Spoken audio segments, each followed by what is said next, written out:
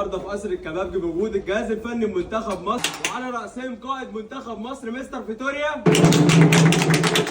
ونرحب كمان بكابتن محمد غرابه مدير منتخب مصر. ونرحب كمان بمستر ارنولد المدرب العام لمنتخب مصر. ونرحب كمان بمستر سيرجيو المدرب المساعد لمنتخب مصر.